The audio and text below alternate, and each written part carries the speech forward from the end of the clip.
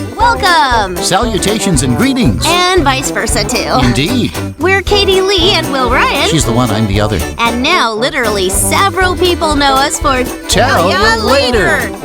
And don't forget to like and subscribe to their channel.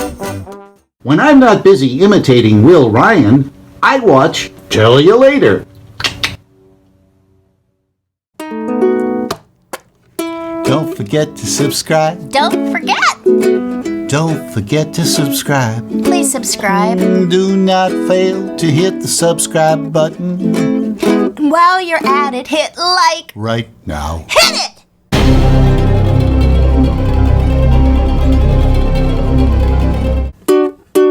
We haven't got a title song for this show, so we're singing this thing instead. Okay.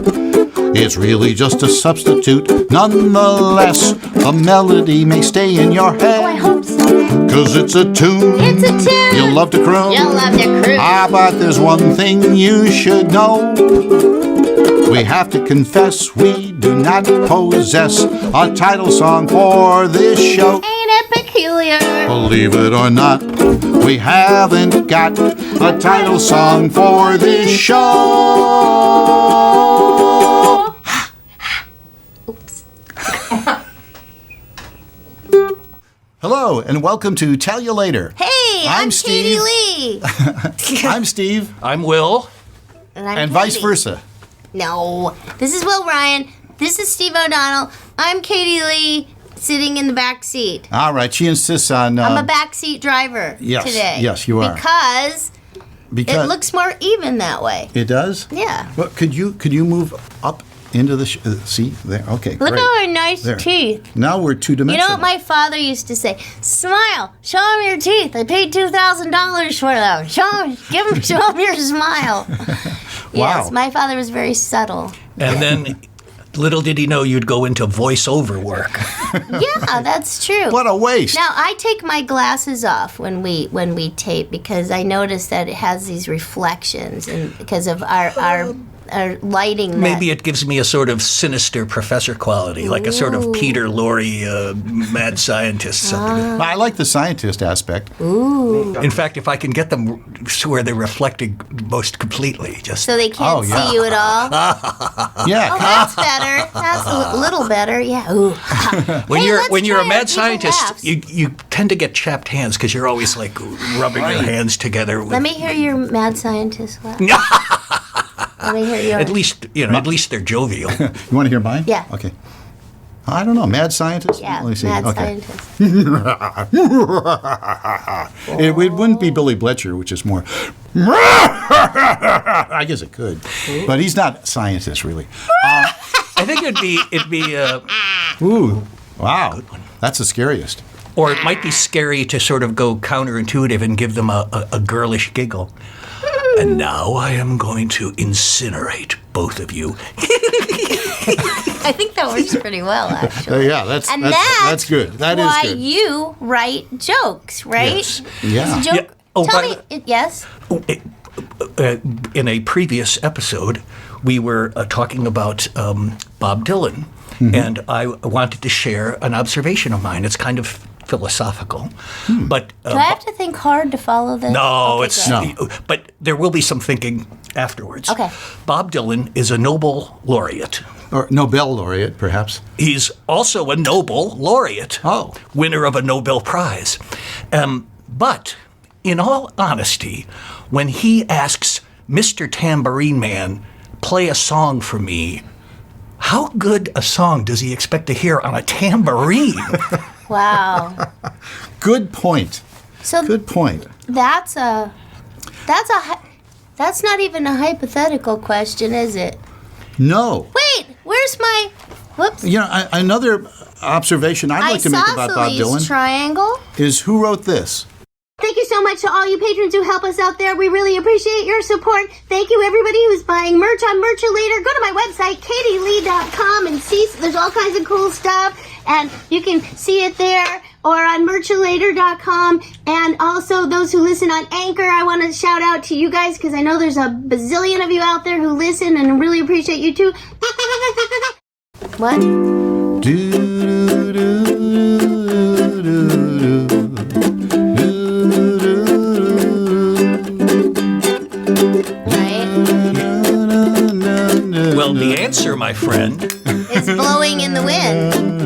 going to say Bob Dylan, or are you going to say, well, that's actually a melody? He's It's a public domain melody, yeah. I was thinking Well, that's like hypothetical Woody Guthrie was- triangle. Yeah, but at least Woody Guthrie said, I want this song to be in the public domain. It's called This Land Is Your Land, and I want this song to be in the public domain. Well, I think we have to let Nobel laureate Bob Dylan off the hook on this one because he wrote a lot of great. Wait, did He you did. say he? But Woody he did Guthrie steal wrote other that? melodies. The Bob Dylan's Dream is nothing but Lord Franklin. yeah. While riding on a train going west, I fell asleep for to take my rest. I dreamed a dream that made me sad. Is he allowed to sing it? Yes. It's like a 300-year-old 200-year-old song Yeah. Oh. concerning Lord Franklin. Well, I'm not as old as you, so I don't know those songs. Well, Yeah, but you've heard of the Peloponnesian War. Well, yes, I have, but I wasn't there like you. Can you speak Wow. Peloponnesian?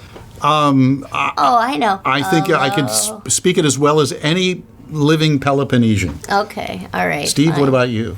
Well, I sometimes like to remark here in Los Angeles that there's a neighborhood called Elysian Park. That's right. And, Near but- USC. Yes, but there's almost no Elysian families living there anymore. Oh, They've because they all to the moved suburbs, out. yeah. They moved And I away. lived in the back. I currently legally live in the backyard of what's it called? Mount Olympus. Did you know that? Oh, yeah, Mount Olympus. Part of Los Angeles. That's called where Mount the Olympus. demigods stay, the Yes, backyard, right, when right. they get elevated to full godhood. I'm hoping Gail Gadot moves in. Next door or something. You know who lives next door to me now? Oh, who? I shouldn't talk. George Papard Everybody's gonna. Sadly, no. and Margaret. No, that would be fun too. No, a very, very, very, very nice guy who was he was a television star, and now he's a television star in movies on television, and just a terrific actor. But I probably shouldn't mention his name.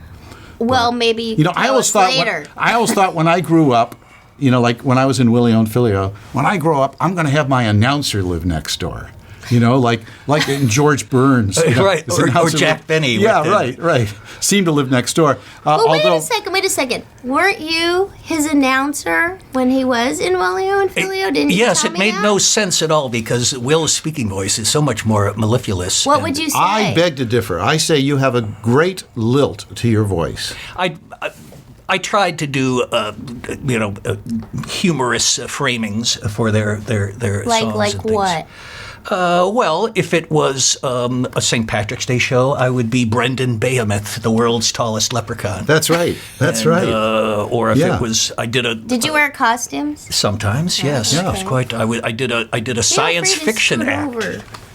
as a Martian doing stand-up comedy, which caused some problem with the billings because when they would put up Woody Alien or Steve Martian, people would misread it and then they'd be really angry. Oh, would they get mad and, They and would like just see- throw Yes. tomatoes? That wild and crazy alien, Steve Martin. So how would you introduce them? Can you remember? You know them and love some of them. Willio and Filio. No, I can't remember. I tried. There was a sort of 1930s feel to it a little bit, right? A little bit. Yes. Only because you would sometimes have vaudevillian type acts. You had Professor Otto van Palindrome, That's right. who played the musical Saw. Right, and you accompanied him. Yes, on you were his harmonica and interpreter. banjo. Yes, Right. Yes, 'Cause we did, He was silent, like Teller in Penn and Teller. Beethoven's Ninth Symphony. Yes, it was quite stirring. It was pretty fun. And I remember I couldn't believe the melody because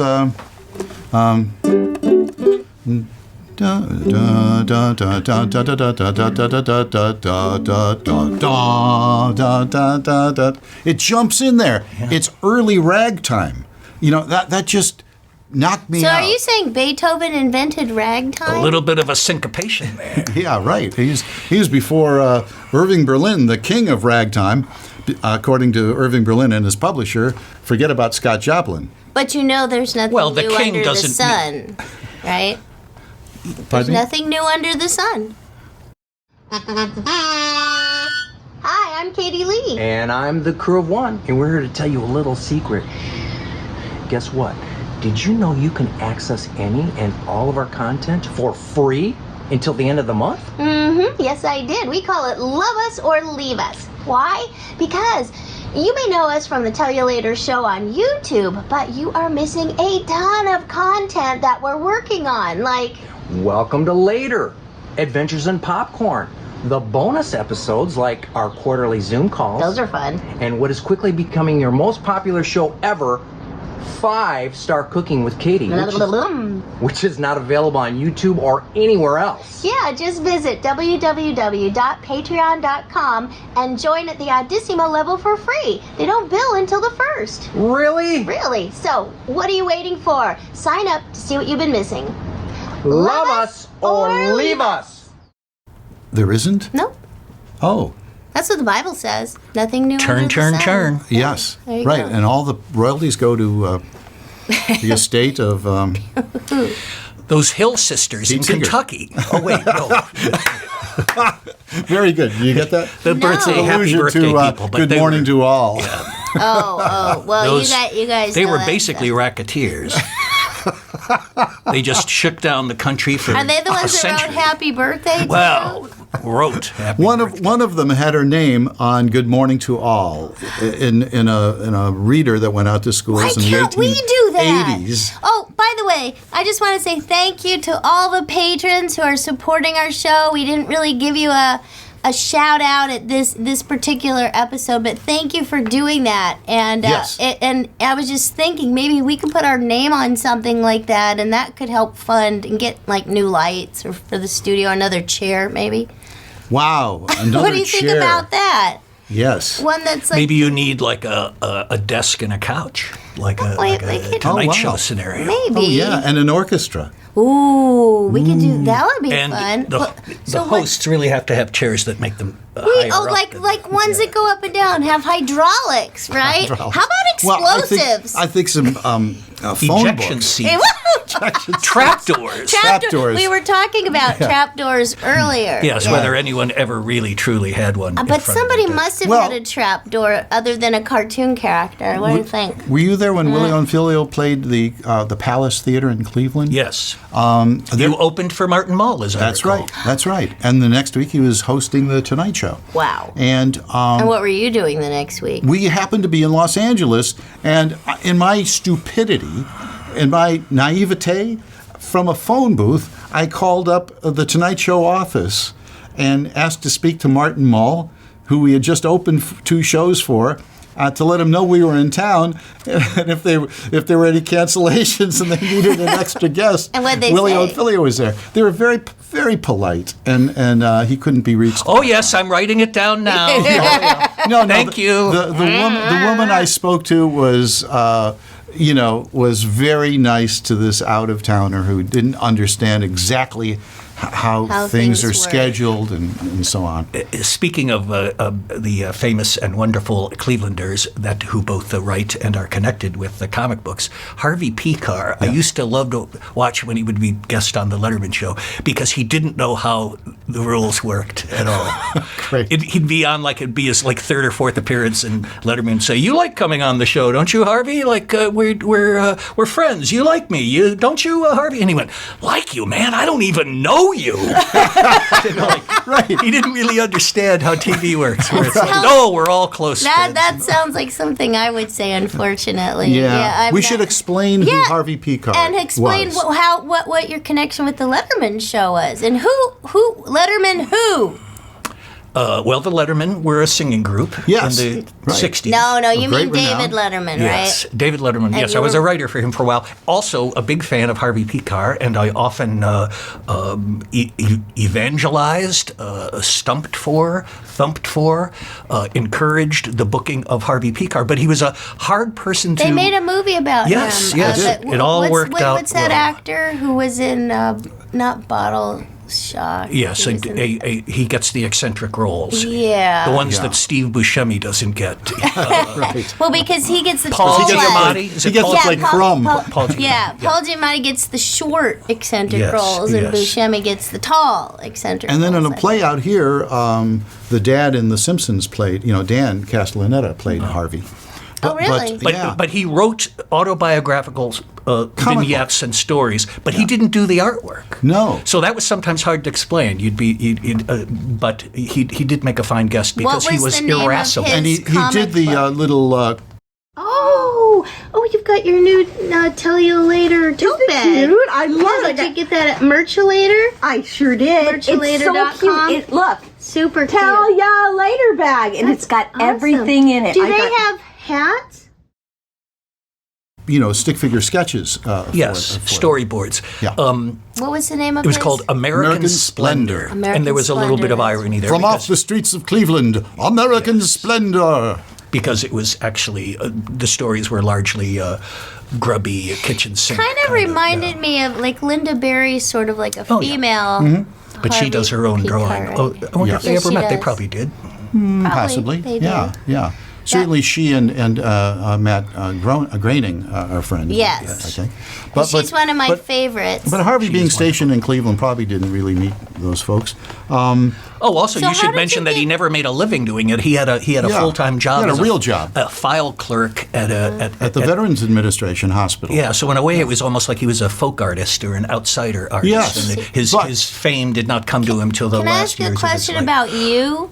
Well, I'm How trying to did drive you- here, honey. How did you get? What are we in England? No, wait, that's right. You're right. Well, I don't know. You could flip the image right here. For, That's right. You are trying to drive. Sorry, Dad. But how did you get the job on the Letterman show? That's kind of a big deal. it was a very lucky break. I sent a submission. You to broke in? well, in a way, I did because I How was do you break into show business? Well, you get a crowbar.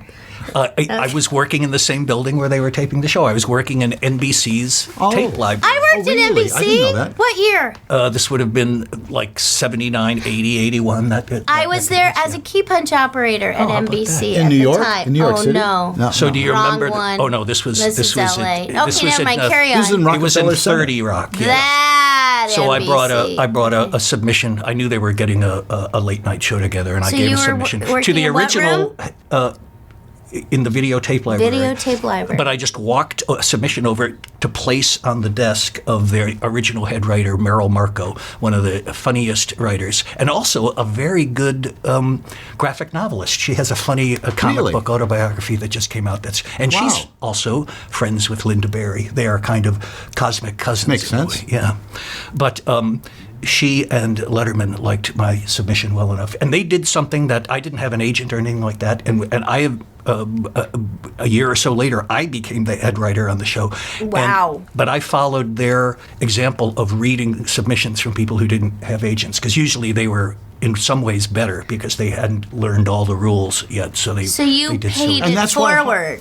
You paid it forward. And that's why Harvey was a good guest, because he didn't know the rules. Yes, he didn't yes, follow them. And yes. you had an interesting guest on the show. Yes. And of course, I told you that once I moved out here and I went back, I would go back to visit Cleveland a lot more frequently. The only two people I saw every time for the first like 4 or 5 years that I went back to Cleveland were my mom and Harvey Pekar. And it was almost always an accident. Your with mom Harvey. was so much nicer than Harvey. True, true. But you Where know, would you see him? At your mom's house? I would see him at Tommy's restaurant. I would see him walking down the street on Coventry. I'd see him. Yeah, you know, he was a bookstore guy, a record Yeah. store guy, a Yeah. thrift store guy. Did everywhere I they went. call the movie about him American Splendor? Yes. I think they did. Yeah. Yeah, Yeah. I think so. And why not? Yeah. You know. I will mention a little bridging concept here. We met at a greeting card company. Yes, where we won't mention the they name. They did funny greeting cards, so there were a lot of cartoonists and illegal? writers. No, we could mention the name, but it's fun. It's more fun not to mention it, right? Yes, Acme. Yes, But, we'll call it Acme. but anyway- when you care enough to send the second best. That's John Gibbons made that up. Oh, okay. When I decided I was going to leave the greeting card company and seek my fortune in New York, one of the vice presidents of the company took me aside into an office and shut the door, so I knew it was not going to be good. He said, I know you've set your cap on going to New York and everything, but if you stay here and continue the way you're going, you could be the next Bob Hammerquist. Oh, well, that must have been hard to resist. Well, I had no idea who he was talking. It was like a strange thing, but I did share that. I happen to know who that is. When I got the job on Letterman, I told Letterman that, and for years, whenever he was like slightly pissed off about something or miffed and disappointed, he'd go, "You're no Hammerquist." I think he also just liked the word. Do you remember what was the joke you gave him submitted? Oh, it was dozens and dozens of monologue jokes, a bunch of visual pieces. They liked the idea that I did do drawings because television is a visual medium. So they were. I don't think any of the bits bits. That's an inside term. It means like a shtick or a routine or a spiel. Now, I always use the word bits, but in television, nobody uses that, right? I don't know. Yeah, they Gags, do. bits. They say, everybody I've ever talked to calls them skits or sketches. No. Yeah, sketches. Lord Michaels famously likes sketches because it's the most. Did you write for classy. Saturday Night Live? No, but you couldn't have been closer because But a guy who looks like exactly my like identical twin brother look. Mark wrote for 3 different sketches on Saturday Night Live, and his first time there, he shared an office with Terry Southern. It's not an Wow. odd overlap of Holy speaking cow. of Tiny Tim being friends with Bob Who's Dylan. Terry a Southern? novelist, a famous novelist. He wrote Candy. Yes. Also, the screenwriter for Dr. Magic- Strangelove. Wow. I have a little trivial information about Bob Dylan. Really? Okay, let's hear it. Okay, Here's the Bob Dylan episode. I think you might know him too. He used to babysit for Bob Dylan's kids in New York. Not Eddie Gorwich. Who? Tell you later.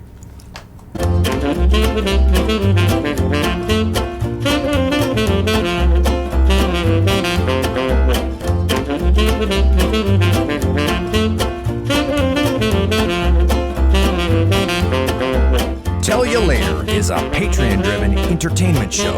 So what are you waiting for? Come on over. Join us at patreon.com/Tell You Later.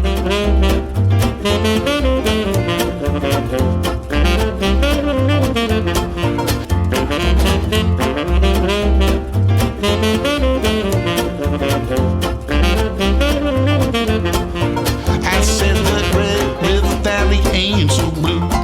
And I reckon that it's out of count of you. That the birds are all singing and the bells will soon be ringing. Oh, Well, that was a lot of hot air. I'll say. Want to see it again? Absolutely. All right. I love hot air. Woo-hoo!